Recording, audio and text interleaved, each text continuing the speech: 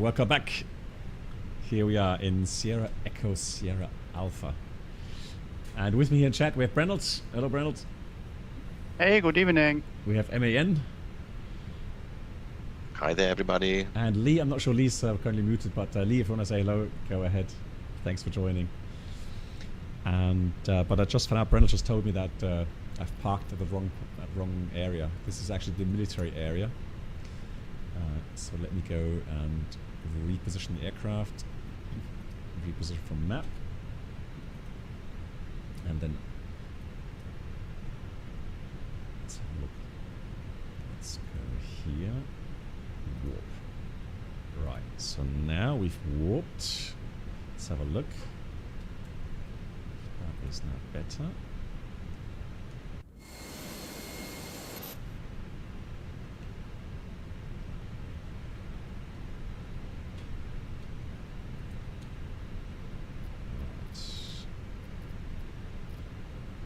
So we are in the European West server, as always. Make sure that you have multiplayer active. And on the weather page, that when you enter that you have live players to all. And then you should be able to see people.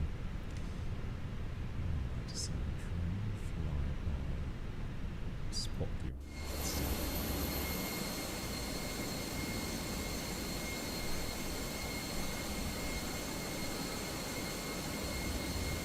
So let's see. I can't see. Brendan, can you see me now? Or oh, I'm alright for you. The runway threshold. I can see you. I'm on your tail left side. I would say 7 o'clock position. Okay, but I have that's like a private jet. Yeah, I'm a private jet, Okay. yes. Yes. MAN, did you... Or do you see us now? You've seen me when I, before you were swapping here to the end of runway 13, but I didn't see anybody, strangely enough, so I will reposition as well. Let's see what will be the outcome. Yeah. Our Lee says he's in a Starship. Okay, and Lee, where are you parked? Or you already... Oh, you're already flying, I guess. Okay. Venustius, hello, welcome.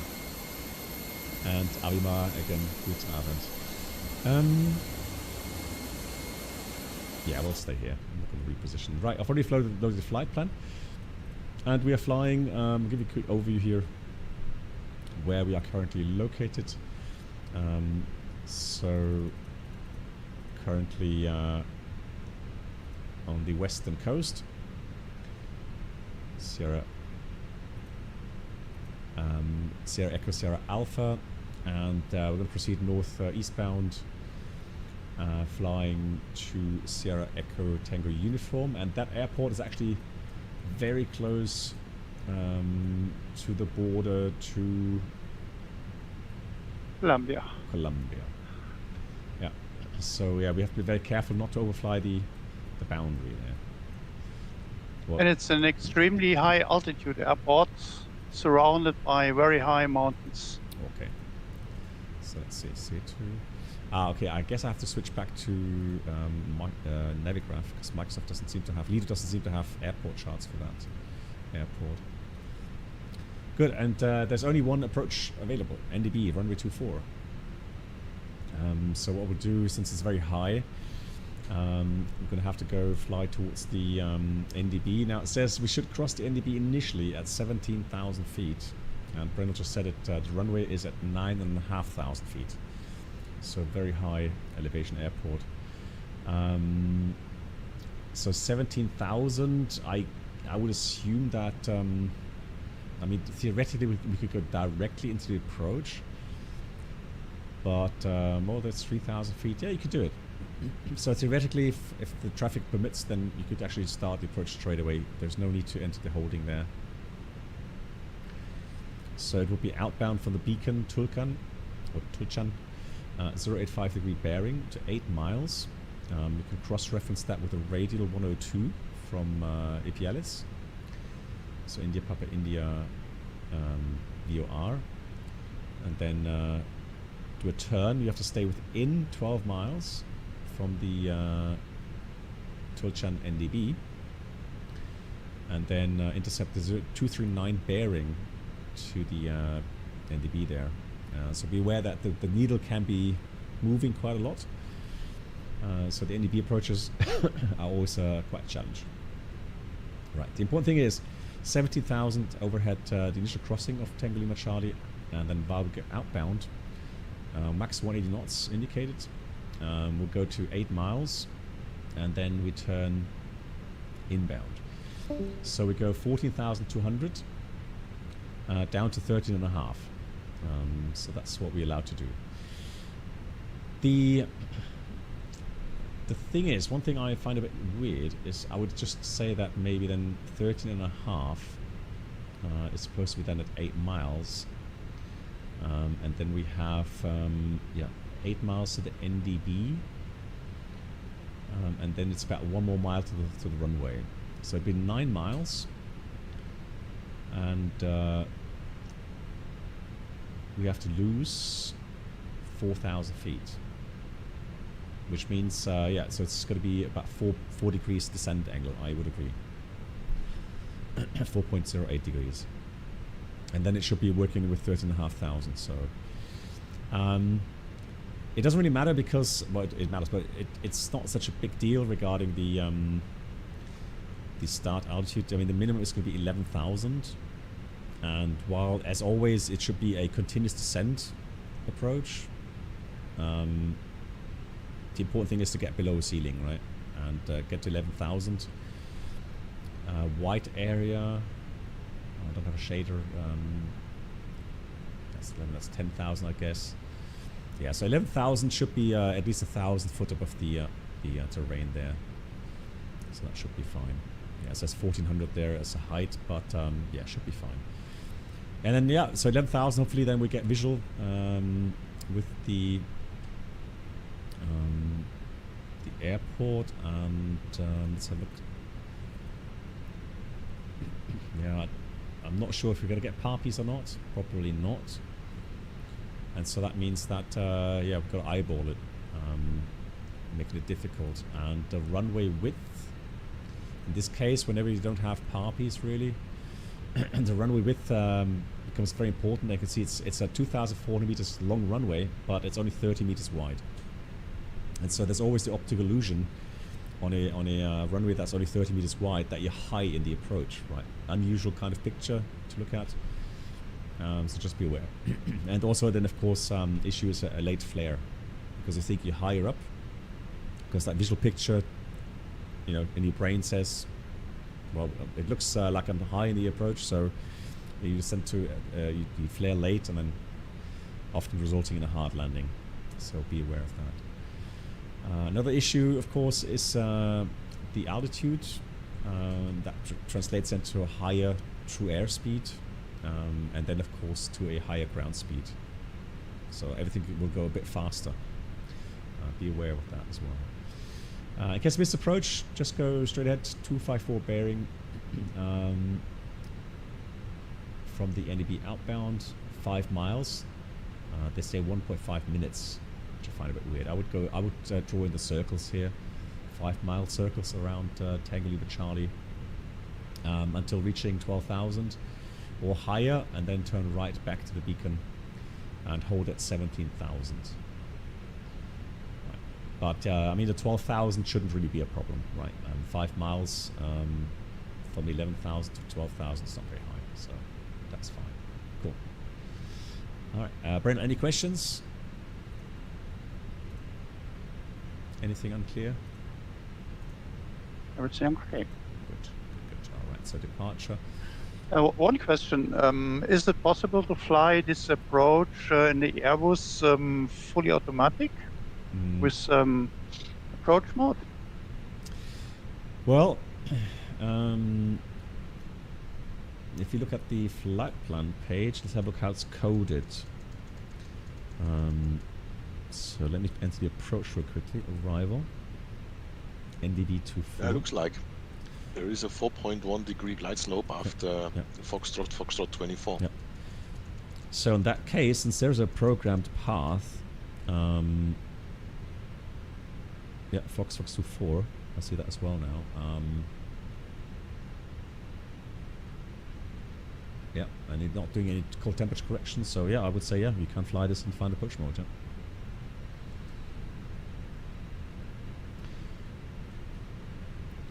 Let me check the crossing altitudes, if you can check those as well.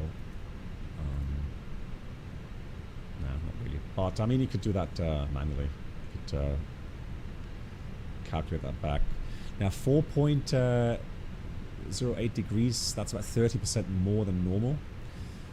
Now, be aware, you know, if you have an A319 like we have, and you do about 130 knots approach speed, I guess at that altitude, it'll be about 145 at least. So let's say 150, that's about 750 range of descent in normal profile, and 30% more, that gets you more towards about 1,000, so 900 to 1,000 feet per minute for standard 4.1 degree down. Again, just to be aware. Reland, hello. What's the difference between Yankee, Zulu, X-ray? Yeah, so how do you know how to choose? Normally, it's always a Zulu first. So Zulu, Yankee, then X-ray. However, normally that will be told on the ATIS, or the controller will tell you what approach you would need to fly. Right. So if you don't fly in VATSIM and you have no control there, so no ATC, then always go with the highest. So Zulu. And the differences can be anything. It can be the approach path. It can be the initial approach procedure. It can be misapproach procedure. That's different. It can be the descent angle. If you look at Frankfurt 25 right, for example, the difference between Yankee and Zulu is actually the glide angle. So you can't really say it's always the missed approach or it's always the glide angle. It's not. So it's just something's different in the approach. You just have to study the approach plate and then have a look how to fly. That's the thing.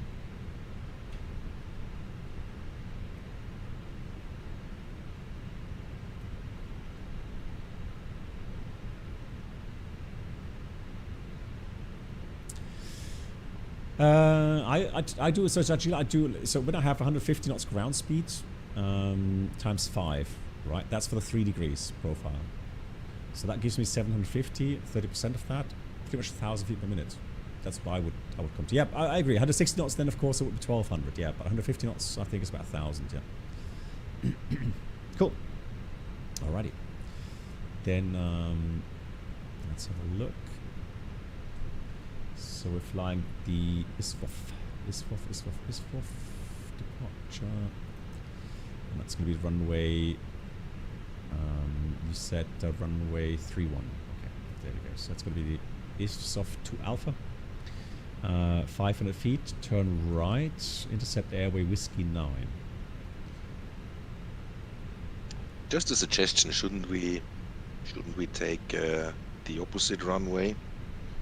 There is 240 at 80 is the winds, so we don't need to backtrack everybody, so we could straight line up and depart. That's a good suggestion, I think. Brandon, what do you say? Hello? Yeah, we are. He's correct. I mean, we are at the threshold runway 13 right now, so that we don't have to taxi all the way down. And I think the wind is still okay for 3-1 so for 13 as well. Maybe 3-4 knots tailwind, not that much. It's a long runway. Okay, I will change my CDU. Okay. Yeah. Okay. I meant then we'll take 13. I would agree.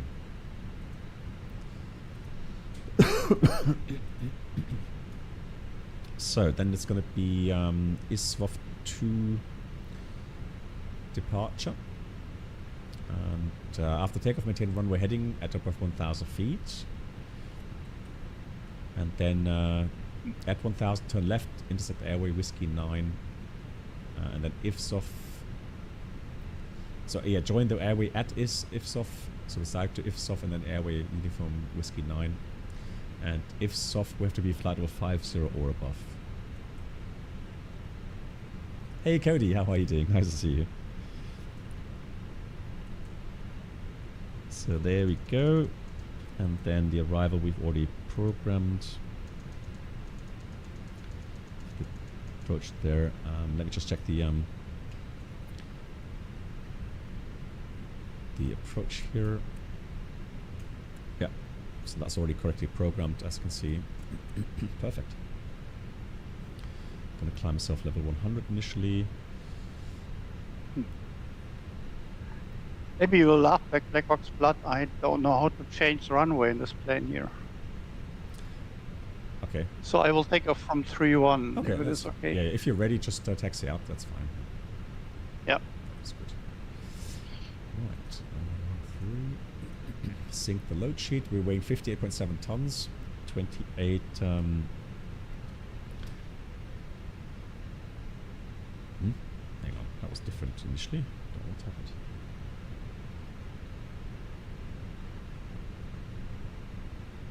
Just check something really quickly. That's the balance. 2020. Fuel is in.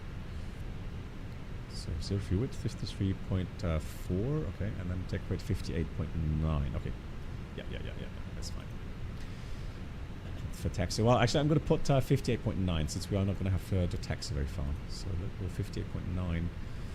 Sync the weather. 1010 is the altimeter. Calculate full length. Flex 68, 31, 31, 36. Up 0.4. Send that to the MCU. NDP2. 1600 acceleration. All good. Happy with that. Nice. Oh, sorry, Pete. No, I missed your message. What was the message earlier, Pete? Sorry for having to repost.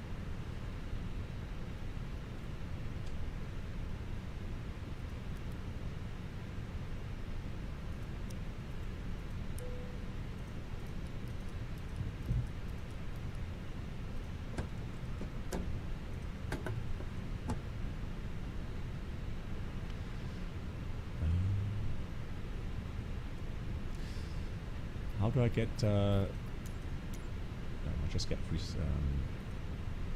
GSX here. That's the thing. They always start automatically here in the FENIX. So there we go. Okay, so you booked your latest flights and accommodation. Nice. You will be there on Saturday, right? Yeah, I'll be there from Friday onwards. Not sure what time, but yeah, I'll be out there from Friday to Sunday. Looking forward to meeting again, Pete. Hey James, I'm doing well, wie geht's dir? Let's do the checklist here.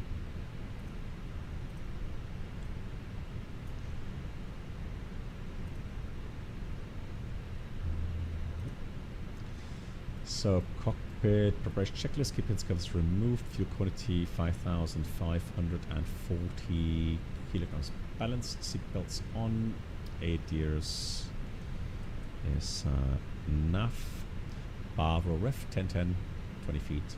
Good. Cockpit preparation checklist complete. Before start checklist, parking brake is set. Takeoff speed thrust, 131, 31, 36, flex 68. Windows doors closed. And it's very funny in this simulator black box. Yeah. I have to jump out of the plane and remove the chocks by myself. Crazy. What add-on is that? It's a Citation X. Okay. Citation. Oh yeah, I have that as well. Yeah. It's a very nice add-on. I like it. On start. Pete, yeah, fantastic. Yeah, it should be a fun event. I think. I mean, last year was already busy. I think this year it will be busier. I mean, the market is growing quite nicely.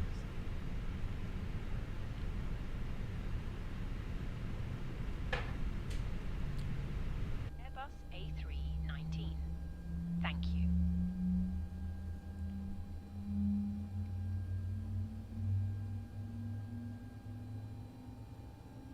Ladies and gentlemen, welcome aboard our Airbus A319. Please pay attention to illuminated signs and crew instructions, including the following safety procedures. The safety card found in your seat pocket oxygen masks, life jackets, and the brace position, which you must adopt if you hear brace, brace. There are 8 emergency exits on this aircraft. The cabin crew are now pointing out the exits. Oh, is it actually working again? It's weird to Captain Chaos because I haven't started the Toby Ghost. But oh yeah, no, it's running in the background. You're right. So you can actually see if you activate that on Twitch, you have the option to activate that yourself. But it needs hardware acceleration in Windows.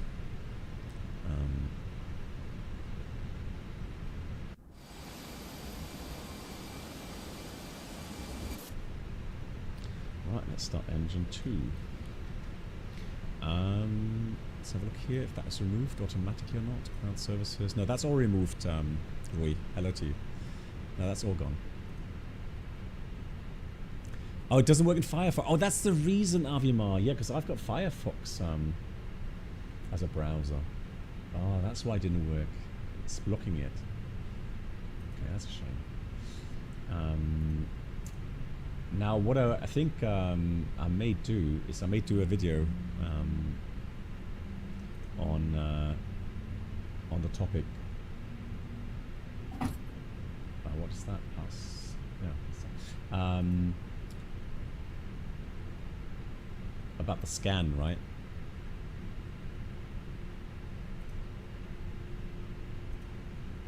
Good. We have good engine start. Let's do the after start flows. Flap should be 1.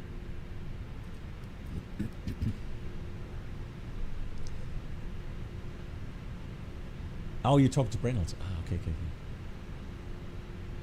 Yeah, Brennelt, I'm not sure if you heard that. So you can remove the chocks and the doors and close the doors by the EFB. Ah, okay. So you don't have to go I didn't see that point in the EFB. Nice. I have to look again. Yeah. Rip cam. Oh, hold on. Sorry. Hold on. Yeah, I always have to take that camera away, so otherwise to get out of the cockpit, if you like. Everything. If you saw the whole setup here, you'd shake your head. It's just I'm like enclosed. Now that I have the whole hardware set up here, I have to climb in and out of the flight deck. It's like climbing in and out of a fighter jet. It's getting silly. Right, flight controls. Oh yeah, you're right. The camera not zoomed in. Yeah, that's a thing. I don't understand that either. Why won't it keep the zoom? Every time I have to redo the zoom.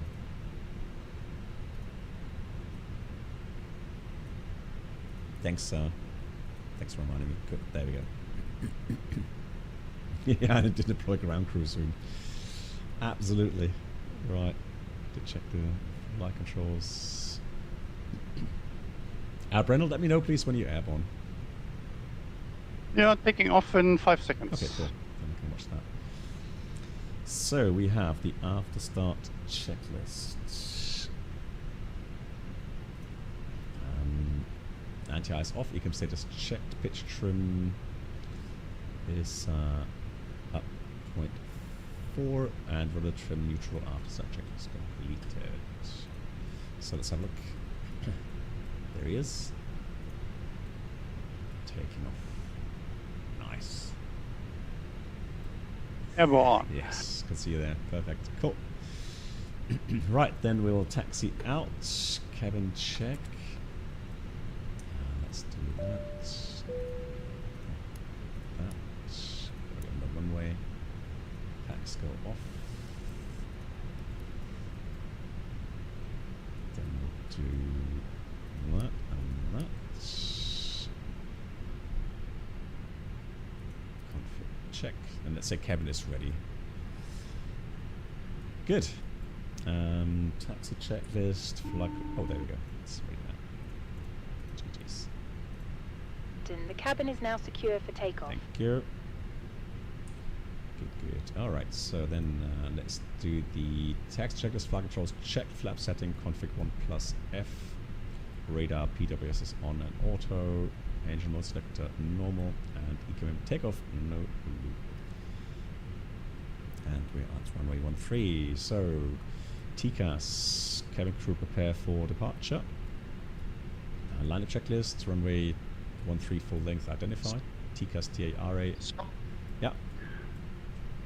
Smart cars. Oh yeah. Let's see. So we forgot about smart cars. Thank you, Reynolds.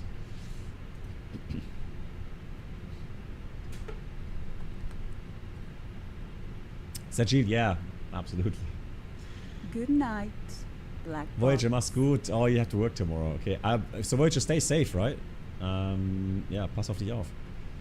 With the should be early morning, they said, with the freezing rain.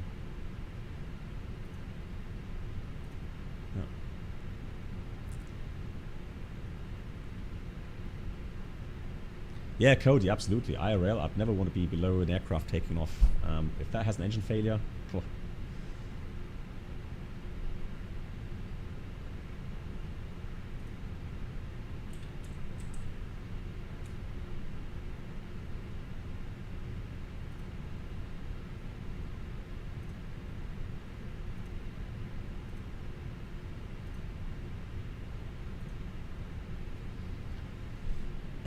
So, let's see. Flight plan found. Connected. Flight in progress. Fantastic. Alright, then we're ready to go. Okay, let's do this. Start with chrono. Everything's running. Take off.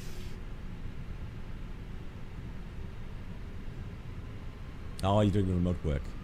Okay, that's good to hear, Voyager. Happy to hear that. Take off. Manflex 68 SAS auto thrust. New thrust set. And there we go. There's already the takeoff inhibitor. That's a bit early though.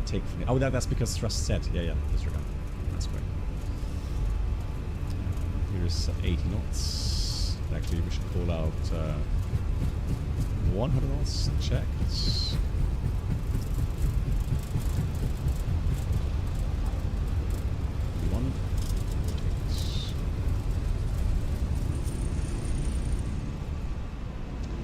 Pause it, right? Gear up. Enough.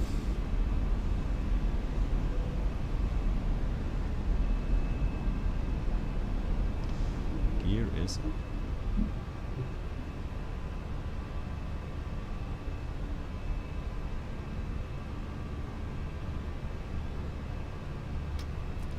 Thrust climb, alt blue. 10,000. Back one. Come on, give it packs. There we go. Transponder standby. How did that happen? This. And 2. Let's look here.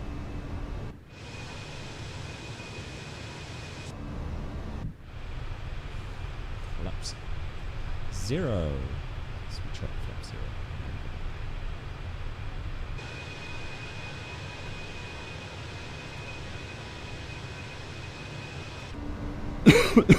Sorry. Yeah, Peter, no worries. Yeah, Voyager, see you Wednesday. I'm looking forward to it.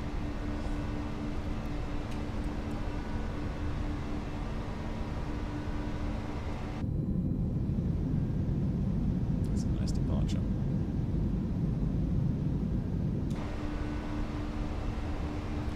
Passing transition already. Standard sales.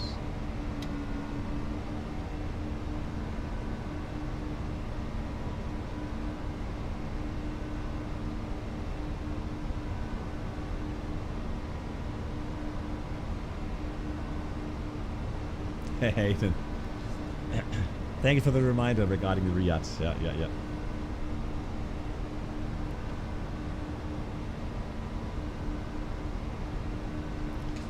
Autopilot is on.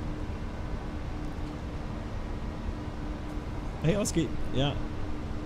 Yeah, chase plane. I do like chase plane. Yeah, I really do. It's not necessary as an add-on if you already set all the viewpoints. Sorry, the viewpoints, but I've gotten used to chase plane and how the UI works. Avimar, same to you as well. Yeah. Glad you enjoyed it. Yeah, see you Wednesday if you like, and have a great week. Stay safe.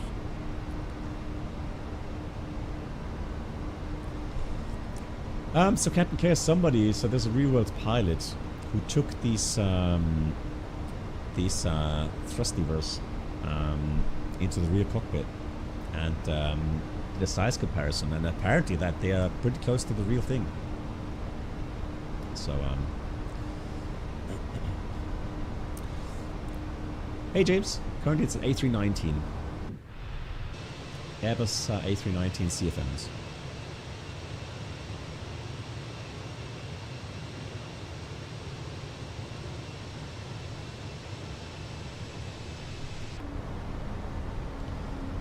I'll start. Let's continue climb, and we're gonna climb 360.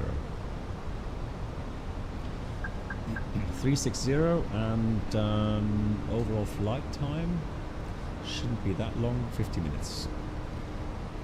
Let's check the current weather at the destination. So, arrival. Oh, it doesn't have weather there.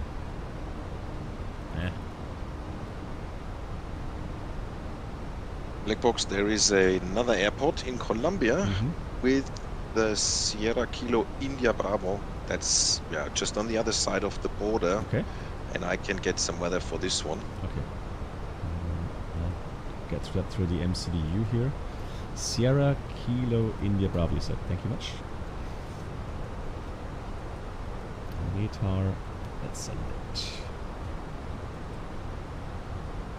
Correction, it's Sierra Kilo India Papa, not Bravo. Okay. Papa in the end. Okay, Kilo India Papa, Roger.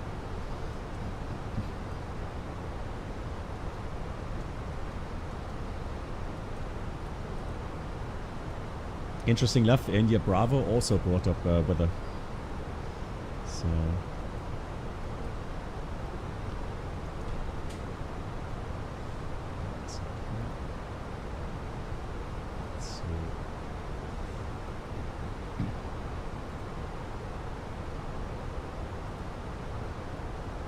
hey, Roy, thank you much. That's 90 at 9. So a bit easterly winds, showers in the vicinity, 8 kilometers, 1026. Thank you much. Hey Alex, wie geht's? Happy New Year to you as well. Frohes Neues. Hope you're doing well. It's interesting that to see that Frankfurt, I think Frankfurt had snow yesterday or something, right? So currently, I mean, we went for a long walk this afternoon. Minus 7 degrees here. Beautiful snowy landscape. Made some lovely pictures. Let's see if I have them here. So, but tomorrow they are forecasting rain, which is a bit of a drag. So, play.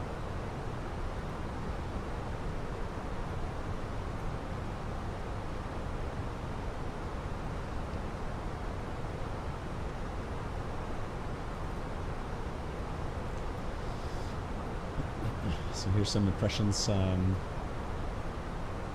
the walk that we did today. Somebody even, so in northern Germany, it's quite funny. Someone's going skiing.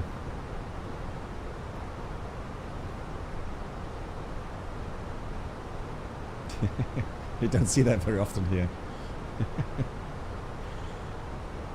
Because the landscape's pretty flat. Finland. Yeah. It was minus 14 over the night, and then highest temperature this afternoon was minus 7. So when we went for a walk, it's minus 7 there. Yeah. Yeah, Langlauf. Yeah.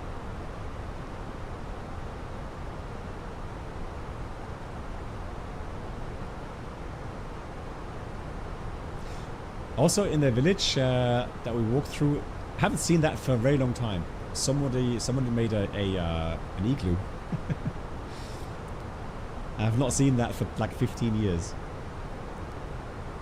So quite impressed by that. Yeah. Beautiful, right? Very nice indeed. Yeah, and then the sun was setting. And like the snow was like really powdery. So usually, you know, Well, yes, Alex. Where we live, it's a bit more hilly. It's not completely flat. Thanks to some glaciers a couple of thousand years ago, they did make the landscape somewhat hilly. Yeah. I think I've got one more here. Hold on.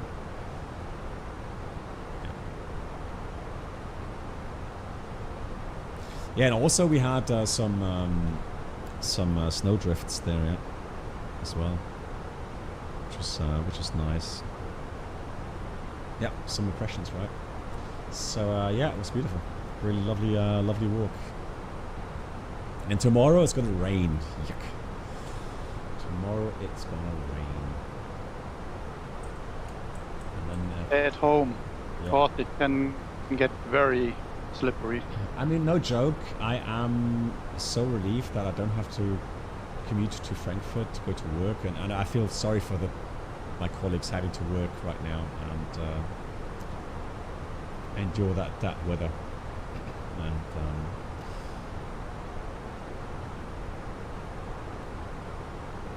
Have you ever landed on and taxied on very icy runways and taxiways? many times, yeah.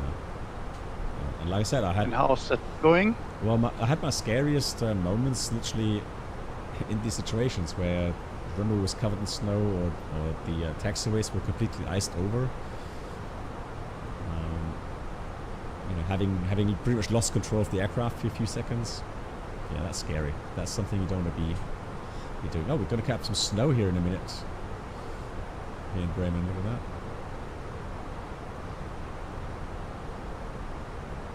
So, yeah, so there's the front coming. So apparently initially, because of the cold air, it's going to snow. But then this part, it's a warm front. So warm air masses behind that. And so the if you look here, like in the UK right now, look at that. UK, London, 7 degrees plus, 8 degrees plus. Right. So that's why this warm air mass is pushing away the cold air mass, and then at the boundary, you have the air being moved up over the cold air. So the moist air is rising, creating clouds and rain. Initially you have, of course, snow, but then rain afterwards, and then the rain falls onto the frozen ground, creating that frozen rain. Oh, Captain Chaos. We even have sorry, yeah. we even have snow here in Cologne for some days, which is a very rare event in Cologne. And tomorrow morning you get some more snow as well, initially, and then it'll go into rain. Oh, sad. Quite interesting that, yeah, you in Cologne, it's not that far away from Bremen. You have 0 degrees and we have -7 at the moment. Yep. It's about 400 kilometers or so. Yeah. No, it's not less. I think Cologne's only 300, 250, something like that. 300. Okay. Did I build a snowman? No, I'm still getting my voice. I mean, I've mostly recovered now from my cold, but yeah, my voice, I still have a bit of a cough, so I try to remain sensible and not too much. It was actually yesterday I had to do, and 2 days ago I had to remove lots of snow from the driveway, and that was already very exhausting. So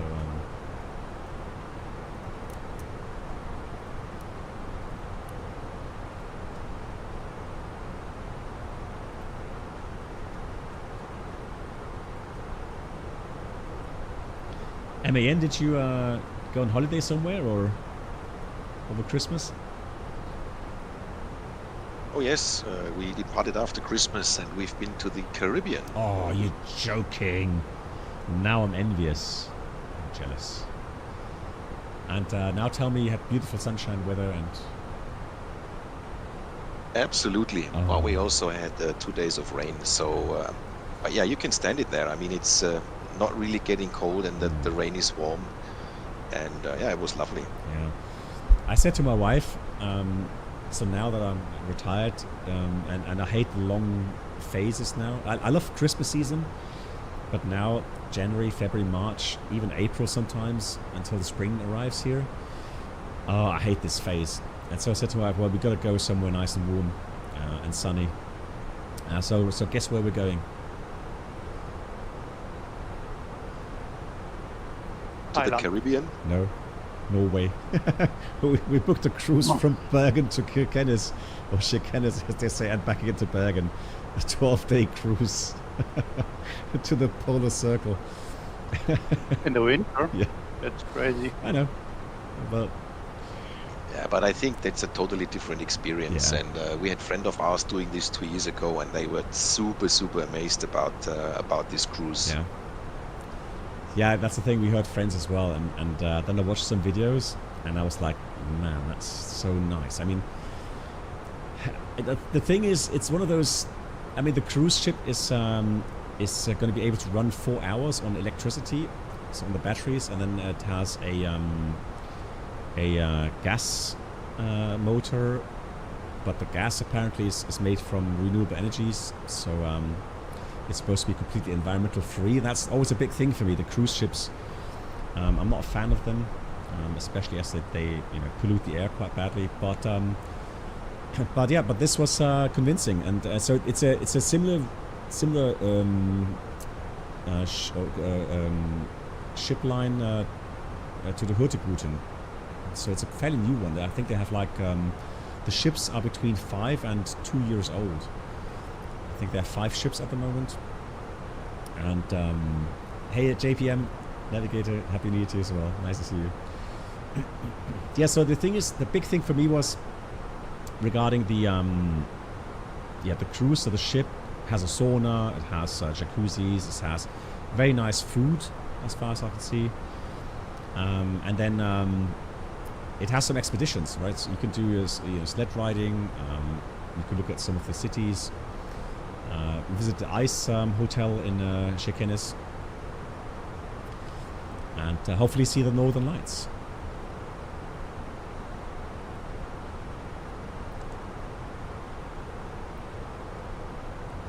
Is it? And yeah, so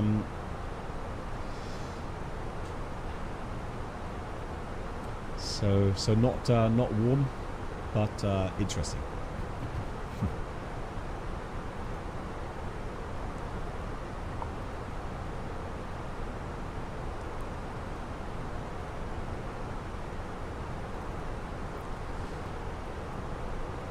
Maybe I'll make a little vlog of the trip.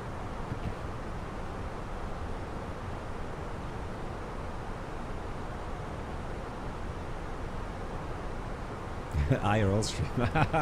I don't know. I don't know how good the internet is on that ship, but yeah, we'll make a vlog. 11,000 feet.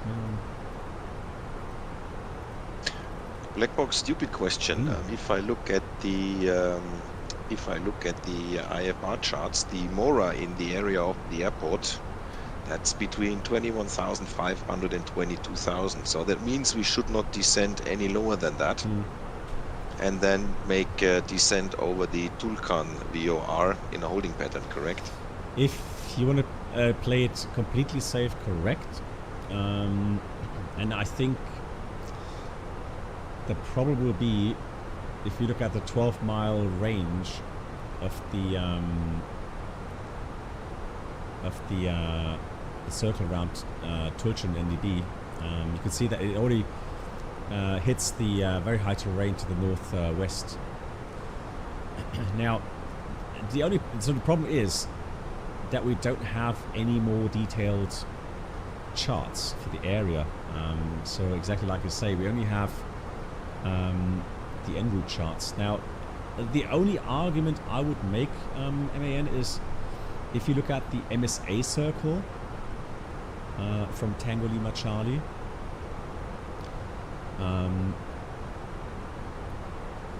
we will be arriving from the southwest, correct? Yeah, that's correct. Yeah, so it's 17.7. So I would argue stay above the Mora until you are inside of the MSA, and then once you enter the MSA, I would go down to 18,000 maybe, until I can either I'm visual enough to judge that we're safe in 11,000. That we're safe in 17,000, or I mean, if I take a 10-mile range ring, I would say 17,000 should be safe.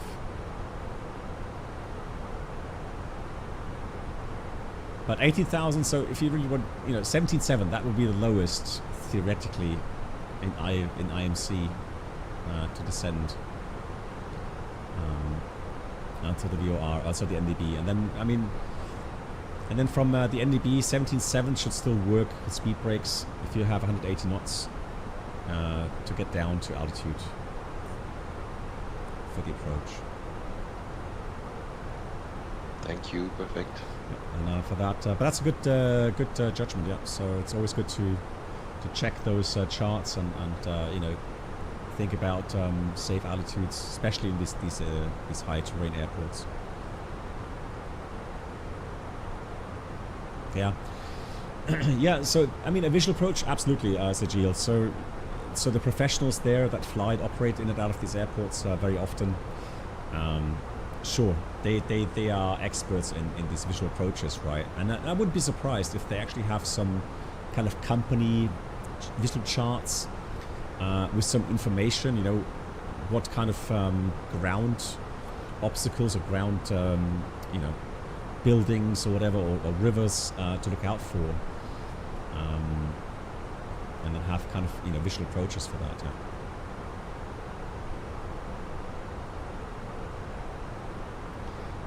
But what I'll do right now, I'm already going to enter the MSA ring there while we're here. It's not much cruise time. So Tango Lima Charlie beacon 418, that's correct.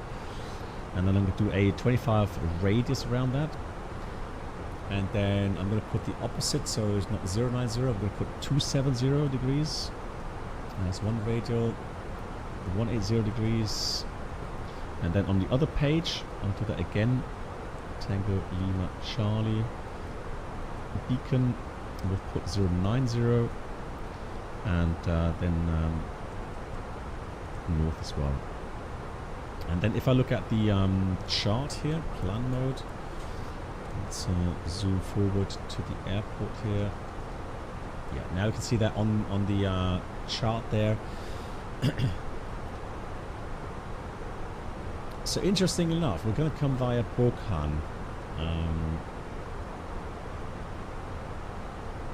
Arnok and Botan. Let's check the input chart here quickly. Yeah. And the thing is, so since it's mountainous area, the 22,000, let's say, or 21.5, that gives us 2,000 feet buffer. Right. So without mountainous areas, you only have a 1,000 feet buffer to the highest terrain. But here it's mountainous, so it should be 2,000 foot buffer to the highest obstacle in that grid. But indeed, so the lowest really you should descend is 22,000 here to Bokhan, and then, like I said, once we're inside the MSA, you can descend down accordingly. Yeah, 2,000 plus 10%. Interesting is my plane has a there's a density altitude calculator, and it says we have 11,172 feet density altitude at the airport. So, the things for us jets is that the pressure altitude is more interesting. Right. So for prop aircraft that don't have a turbine or a compressor, they suffer a lot regarding density altitude as well. So density altitude is very important for these prop aircraft, but for jets it's more a pressure altitude thing.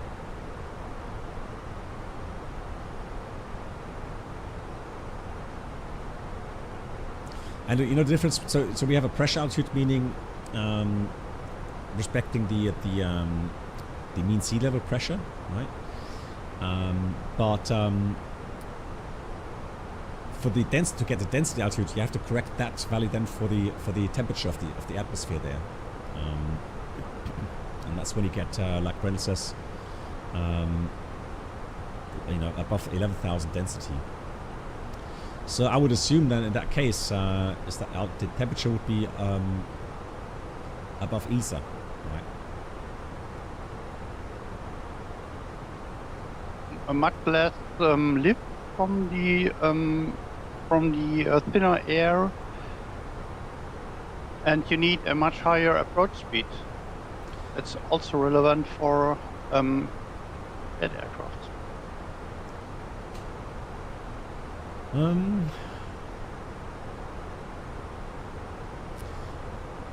Yeah, I'm just trying to think of the influences. So how big an impact that would have.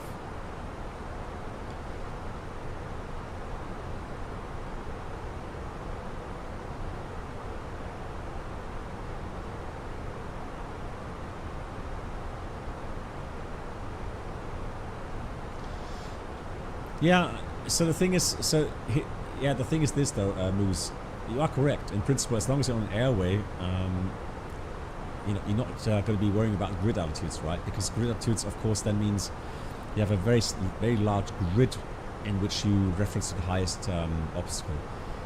No doubt. But the thing is, here on the charts, unfortunately, you don't get much information, because normally you would see two values often on these airway charts. One would be the lowest altitude on the airway, gives you buffer within a certain sector of the airway, and then you have another state prescribed minimum, and that has of course to do with the state itself. Could be airspace structure, etc., etc. And so back in the days, obviously, when you had these VORs, the minimum en route airway altitude would allow you then to make sure that you're going to be in reception range of these stations. But yeah, I don't see that here. So the thing is, if you don't have a minimum en route showing there on the minimum airway altitudes, it's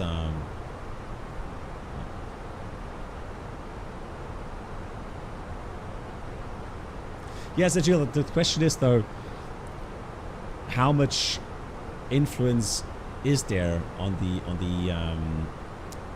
the true airspeed regarding difference from standard atmospheric temperature, just temperature, not pressure, temperature, to the actual temperature, so the ESA temperature to the actual. Absolutely, I'm trying to think, because for me as well, flying at a certain pressure altitude, that to me is the important thing, right, regarding airspeed. And so you have to fly a certain true airspeed to get a certain indicated airspeed. And indicated airspeed is obviously, that's what we use at lower altitudes to reference ourselves in the approach, for example, right? And that's why I said initially on the initial briefing that yes, one of the aspects, one of the threats, or one of the specials today is the high altitude elevation and the higher true airspeed, hence resulting in higher ground speed. And so yes, the rate of descent also has to be higher. And we briefed that at the beginning before departure already.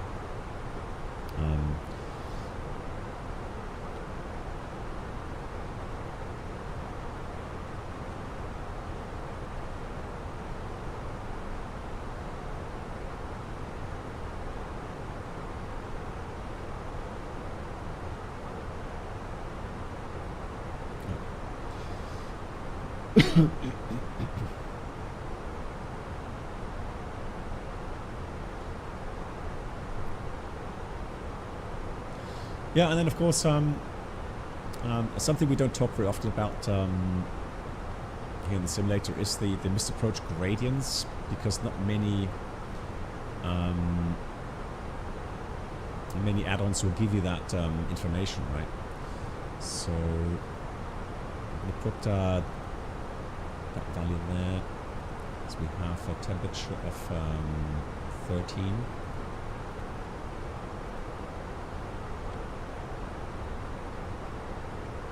And then we have 1026. should be 57.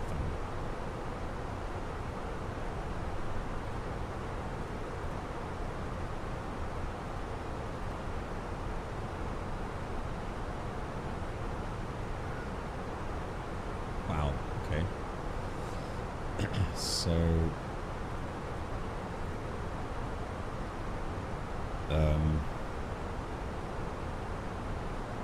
yeah, you need to turn the auto thrust off. That gives you a few meters more, but it will only work in dry conditions.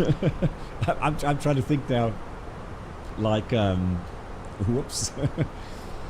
I mean, really strictly speaking, this would be a no-go landing because the fact that LDR is above the LDA, so IRL this would be not possible. Interesting.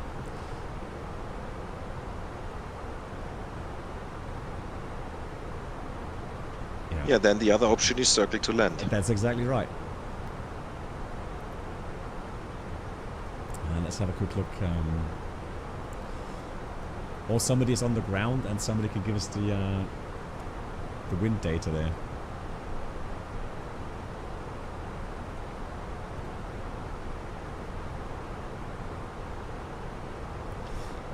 Brennan, is that the airport, Brennan, where we landed and we did the circling?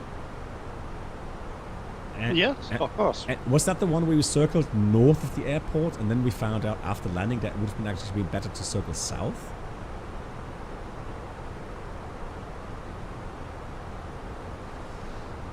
I don't know. Aren't there any instructions where is to circle or was forbidden to circle? No. And I remember that somebody in the stream said the real aircraft, the real pilots, they circle south of the field. Oh, really? Yeah. And of course we said no because, you know, looking at the chart here, it should be better north of the field. Yeah, I think you have to because otherwise you will go into Colombia, which can be a problem maybe. But these teardrop is also in Colombia. Yeah, that's Colombia. yeah. I mean that will be normally already being cleared up. Right? So when they publish this procedure, they would have the you know, approval of Colombian authorities to fly the approach like this. I mean, otherwise, you know, they really can't fly the approach there, right? You can't go straight in.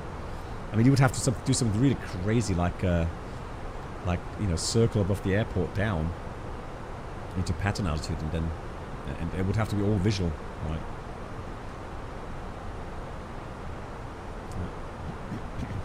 Broken 2000, good. Yeah.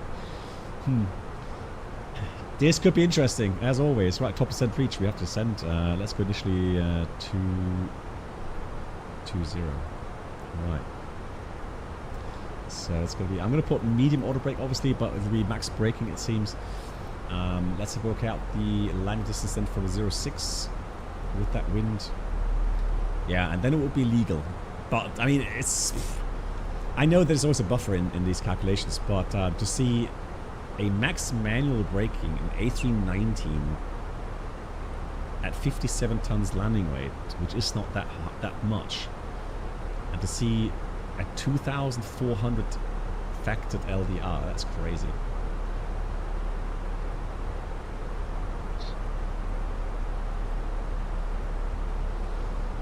So Brennan, what are you doing? You've got a jet, so you're going to fly the 2-4 approach, I guess.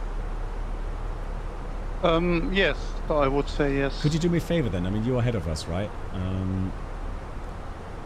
In final approach at about 1,000, would you give me a quick wind reading, please? What? Say again, a wind reading. Okay, yes, I will give you. That would be constant. But I have some problems here with the descent planning. I think I have to do the holding to lose altitude because I'm way too high. Okay. There was any problem here.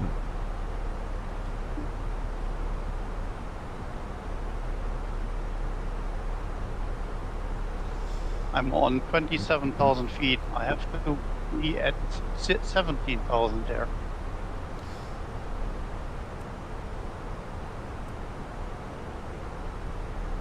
So you can see that nicely on the FO side here with the terrain information. Now this is just for info. This will give you, of course, some you know, enhanced GPWS features, but yeah, your charts is what matters regarding altitude. But I mean,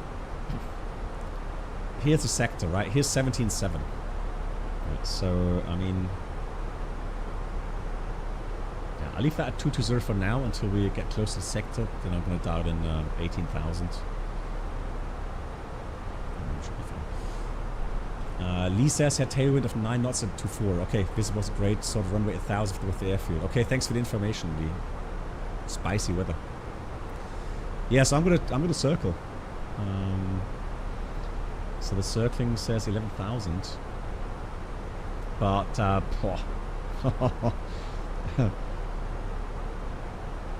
is spicy.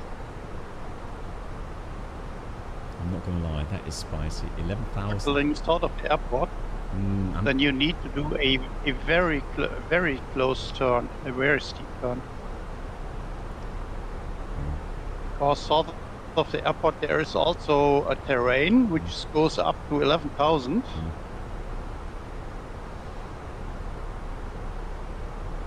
Yeah, that's the thing.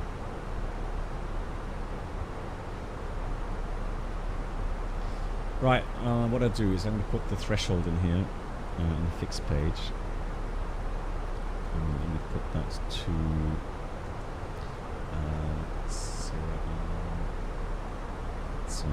uniform 06, and I put a 3-mile radius around that. So this thing here, that's where I want to be 1,000 or 900 feet above the airport threshold, or runway threshold.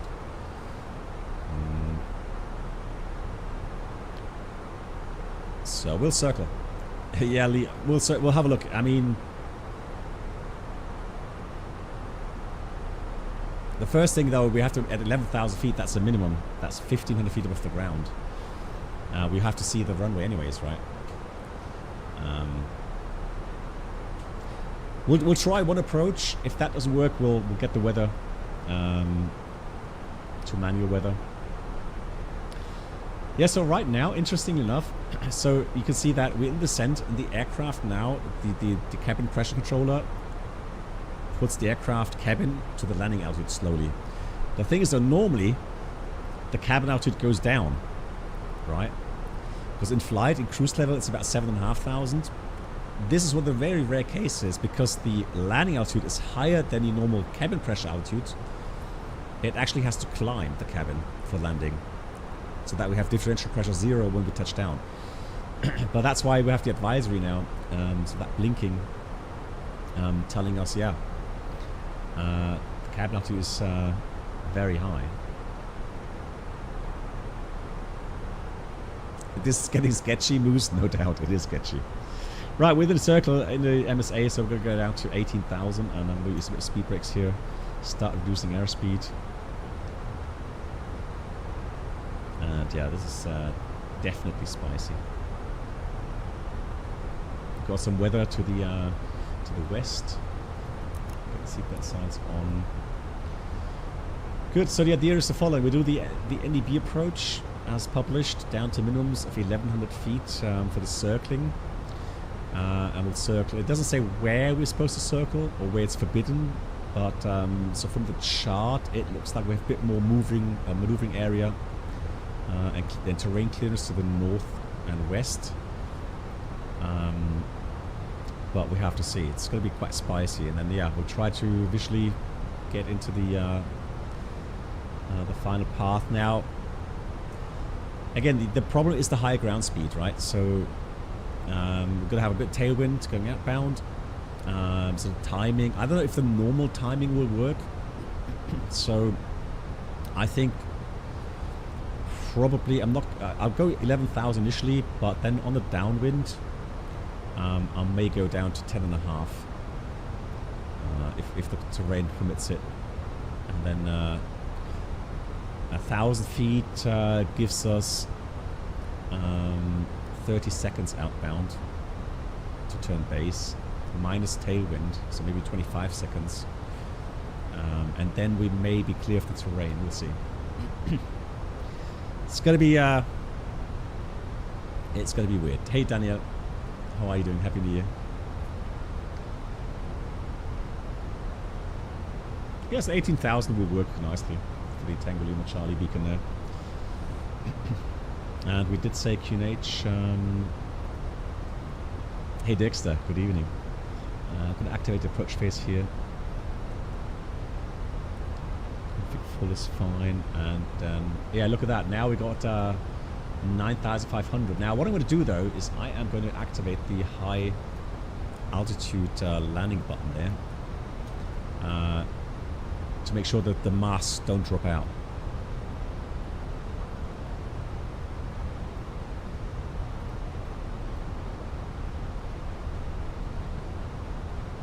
Interesting that it shows red on that page, but there's no master warning right now.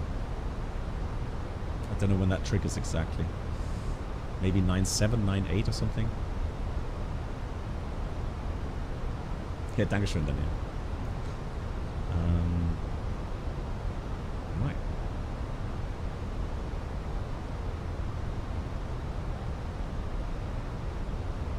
Yeah, we're good to go down to 17,000 now.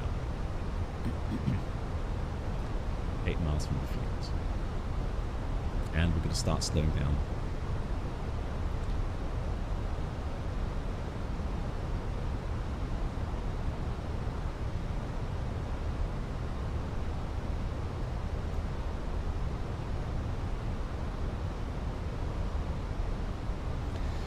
So guys, question. So here's the thing. I don't have a max VFE here. Why? Because we're still above 20,000 feet. And we're not allowed to extend the flaps above 20,000 feet. So now as we cross 20,000, we should get the... there we go. Look at that. Yeah, now we get the VFE indication there. Clever. Clever by Airbus.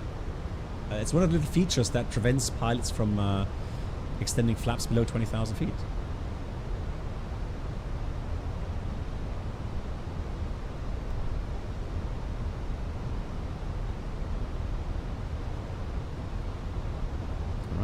Put next altitude 14.2.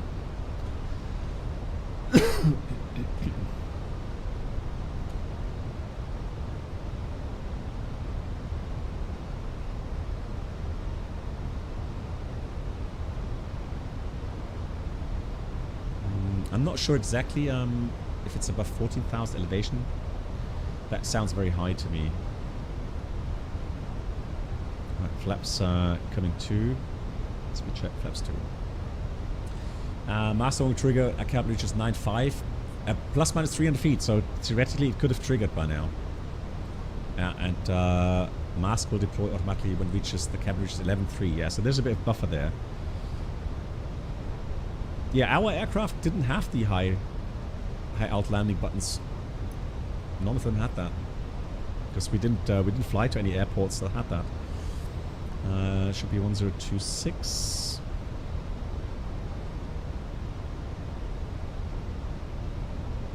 Oof. It's going to be a struggle to get down. We will reach 13.5, but more on the base leg than... Good. Let's read the checklist here.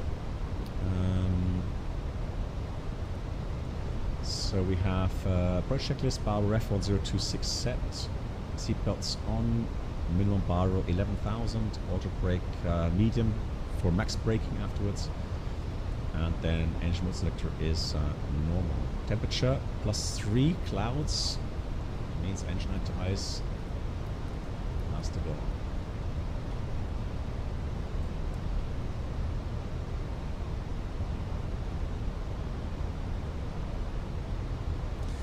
Do you like to? I enjoyed both, but for different reasons.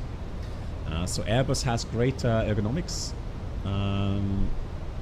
but hand flying, I enjoy the Boeing more.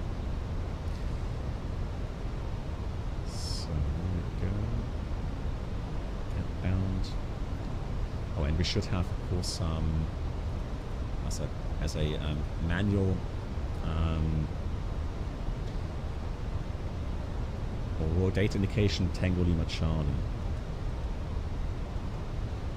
Put that here. Yeah, so that beacon is active. India Papa India on the right hand side as a backup indication for the BME distance. Right, here we go. Down we go, 13.5 now. And I'm going to start lowering the landing gear, get a bit more drag out, gear down.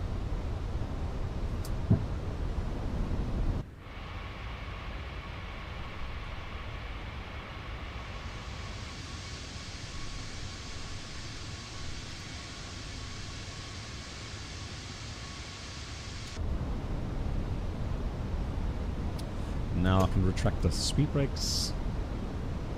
160 knots for the turn.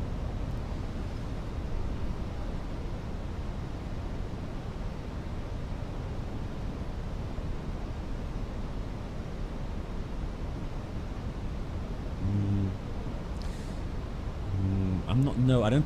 Quote Nugget, I think that's wrong. Did AI answer that? Because 40,000. No, that doesn't seem right.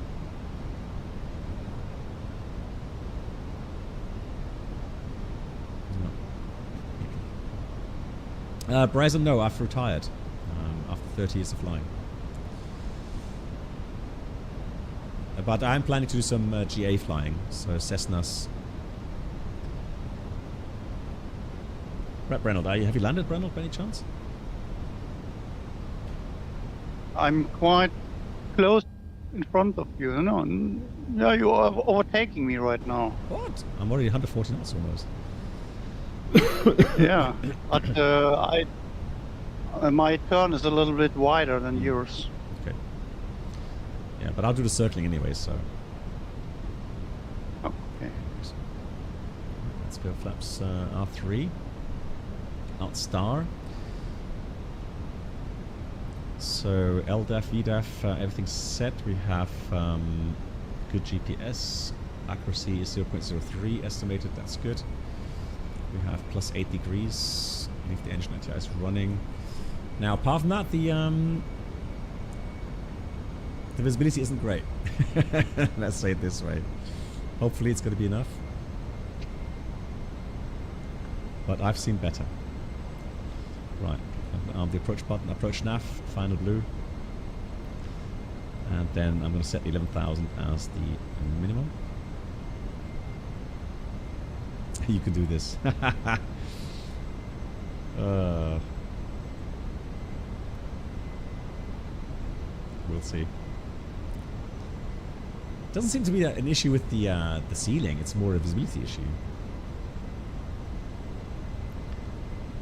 And we'll do flaps full, speeds check, flaps full, spoilers armed. We'll do manage speed. And down we go. 4.1. One thing I didn't like. Why is that? That's so bugged sometimes. It's a shame.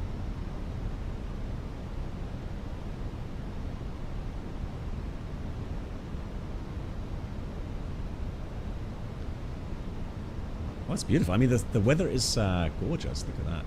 Love the atmosphere here. All right, so.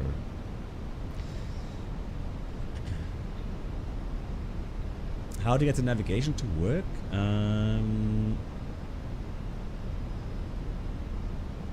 Well, usually that means you haven't sequenced it correctly, and then you're probably not in nav mode.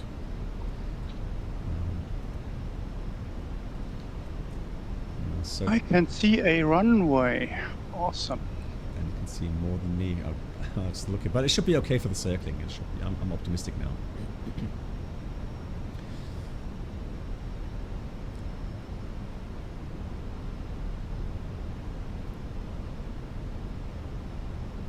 So below 11.5 you can see very good. Yeah, you're right. It's not bad. Yeah, I can see the runway as well now. And that's exactly what I meant with the terrain. Yeah, but still looks better on the northern side. Maybe I'm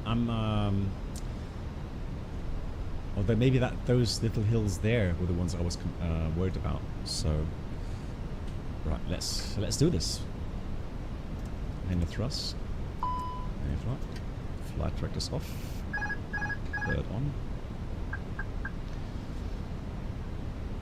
Chrono reset. Everything's good. Let's level off.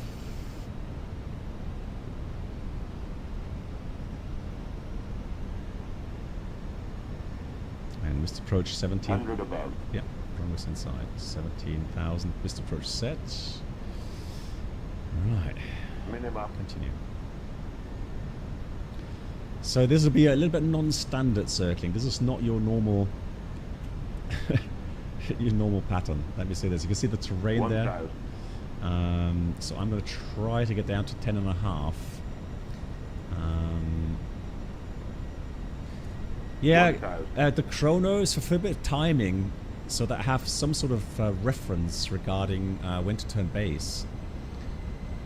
So 1,000 feet above the threshold is roundabout, so 100 feet per 100 feet above the airport threshold or runway threshold.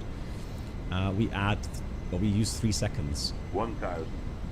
So 1,000 feet is 30 seconds outbound, but I can see 9 knots tailwind, so minus 9 seconds. So it should be more like 20 seconds for the base turn. Right, I'm trying to get about 2.5 or 2 miles offset. Come on, Kevin. Engine anti-ice can go off now. Right, let's turn base. There's the runway. 1,000. No, not for the crosswind, no, but for the well, I know what you mean with circling, but it's not really per se a normal circling at 600 feet. So it's more like you know, a visual approach really than a normal circling. But you are correct. Normally, circling you don't need to correct for outbound timing. But again, just to have a reference, and this is the thing. This is the hill I was worried about on the first time that we're here. And now I'm going to take a little bit more offset. Try not to overshoot the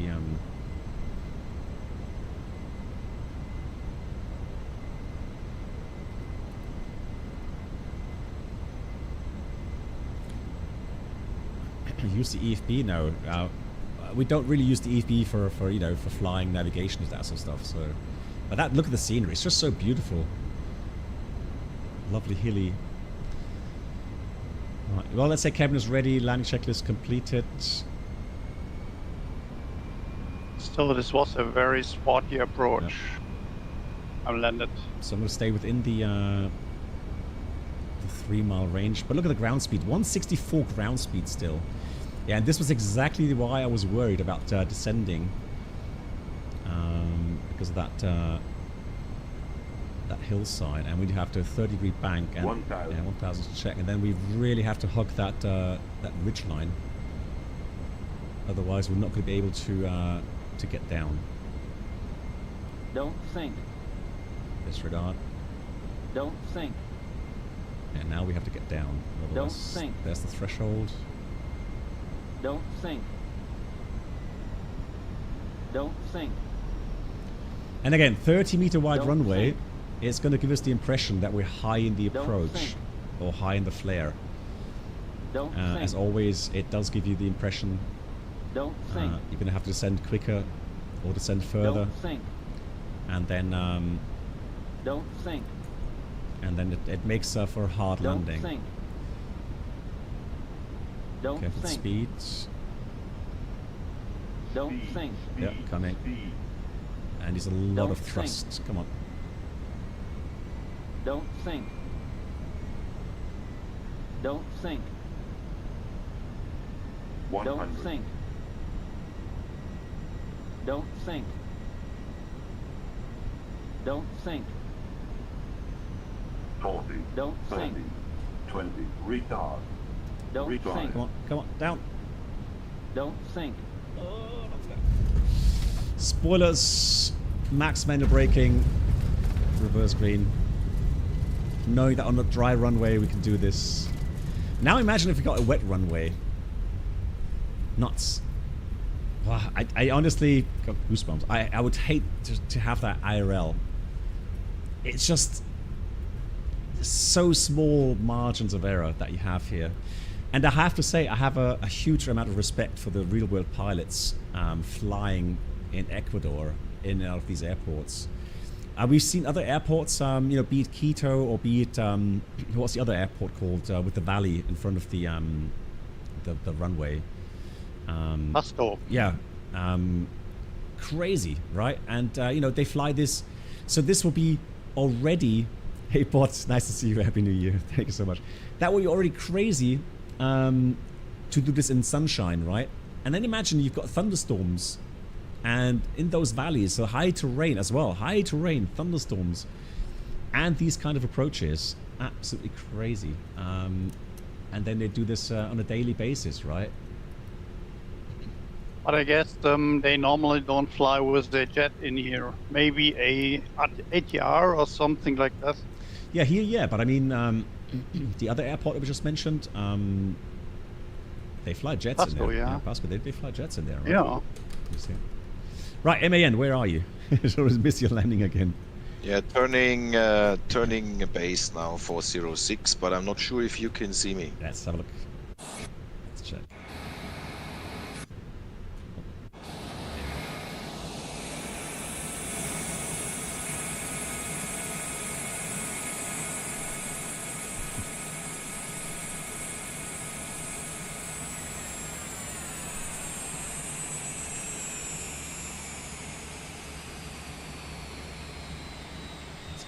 I can't see it there. Let me look at nameplates. Name. Alt 2. MAN, I can see him. I can see his name tag now. Keep your fingers crossed, guys. Yeah, I can see the name tag. Yeah, have a good one, MAN. It's a little bit freestyler. Oh yeah, well, absolutely. Absolutely.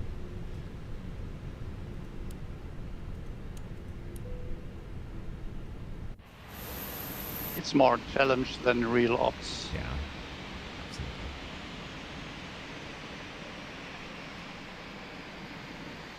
Oh, there we are. Got him on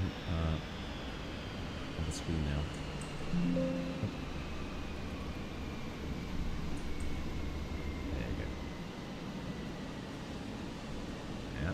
Yep.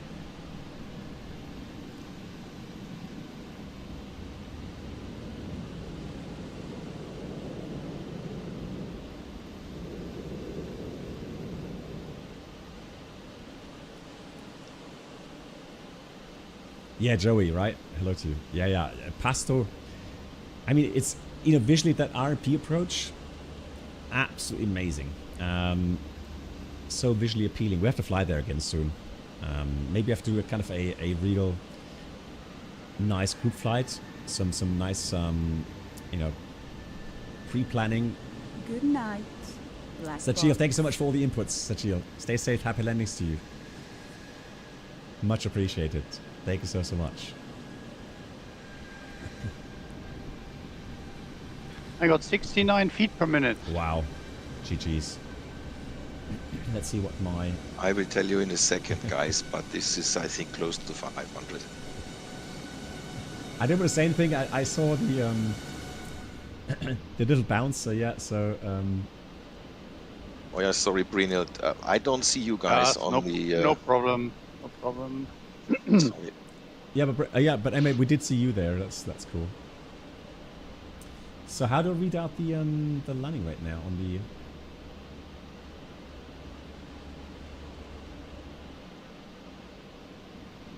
In SmartCut you can read out it.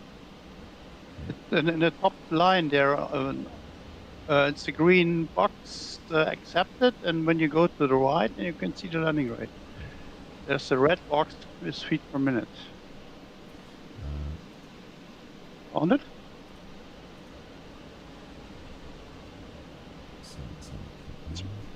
You see a kind of log file where when you take off and so on, and above this box there is a line of green and red boxes, and one of these boxes is feet per minute.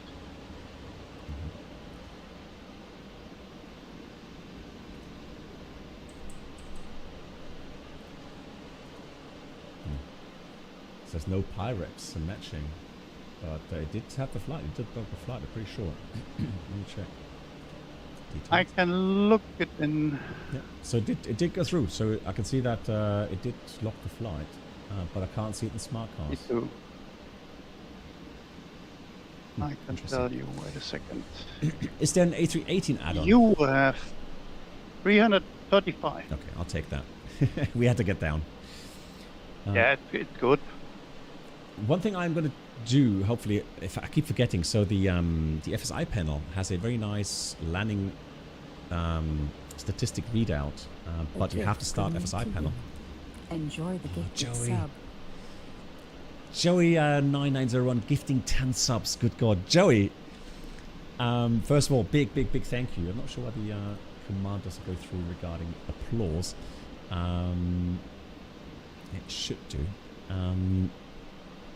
There we go. There's the applause. Joey, thank you so much. That's really generous of you. And Joey, just as a heads up, I'm going to try to lock that in for the next flight where we do failures.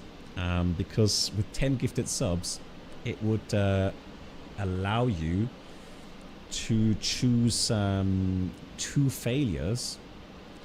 And I would have to do also 3 spin of the wheel for the failures. So I do plan to do that sometime within next week. You don't have to though, all right? But you can. You're invited to do so. On the previous stream, we did that today for the first time, and people loved it. So just an offer from my side for your generosity. All right. And once again, thank you so much, and everyone that's just been gifted. Please say a big thank you to Joey here. Very, very kind of you.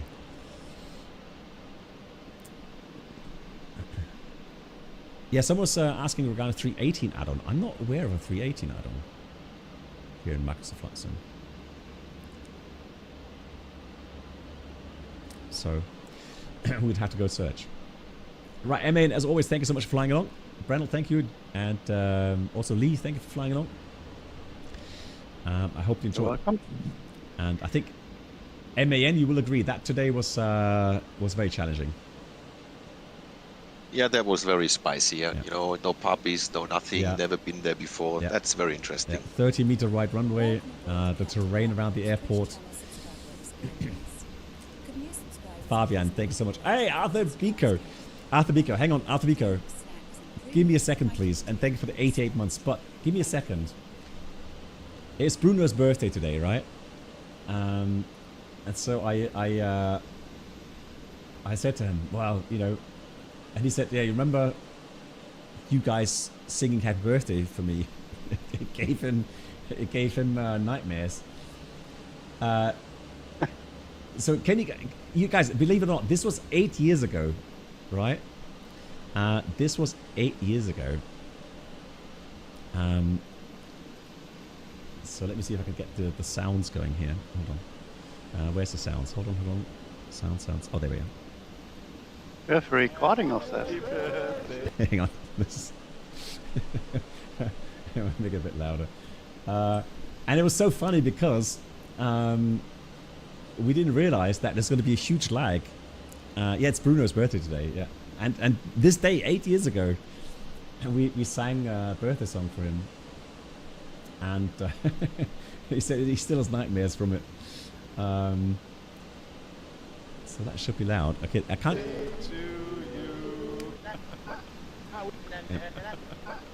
We have to sing. There's Athenico. Yeah, come on, guys. Okay. Happy birthday to you. Happy birthday to you. Happy birthday, dear Bruno. Happy birthday to you. Feliz aniversario, Bruno. Oh, you always say Bryce turn. So yeah, that was funny, and I didn't realize that Discord has an issue with bandwidth. So if you have like 10 or 15 people all joining in the voice chat, it just breaks down the upload. But yeah, that was a lot. Can you imagine that, Alfabico, 8 years ago? Where on earth has the time gone, right? Man, crazy stuff. And here we are, 8 years later. Adrico, I hope you're well. And thank you again for being here. Thanks for the 88 months. Yeah, I hope you are enjoying your time. I'm sure you're still cycling. Good night, Black Peter, Box. thank you so much as well. You're doing good. That's good to hear. Happy to hear that, Adrico. Fantastic. Brilliant stuff. Yeah, and Arthur Bico, I will contact you sometime. Well, not in immediate future, but sometime this year about the Canaries. Getting some tips regarding Canaries holidays, especially for hiking, because I know that you know a lot about that area. So I would appreciate that very much. Cool. Alrighty, guys. Thank you so much for watching and supporting.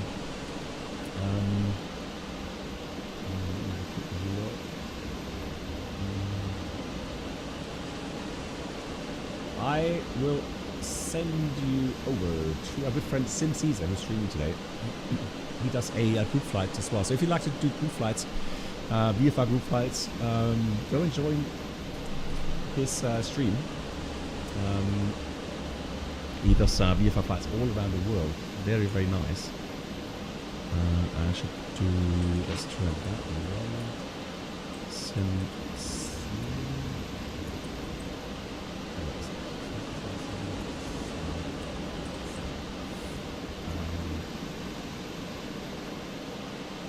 That's a wrong command. Hang on. Right. So. All right. I'll be back on Wednesday, guys. And so thanks so much for all the amazing support. Thanks again to Joey. And thanks to also today Mr. Egan and the anonymous gifter. Thank you so much everyone for the support. Oh, you may finish, really? Oh, hold on.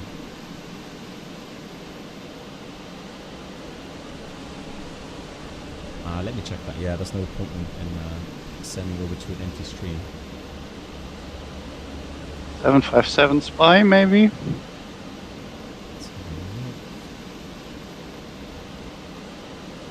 Well, no, hang on, he's still flying. No, he's still flying there. No, he's still 6 figure, he's still flying, so we'll send him over. Alright, guys, thank you so much once again.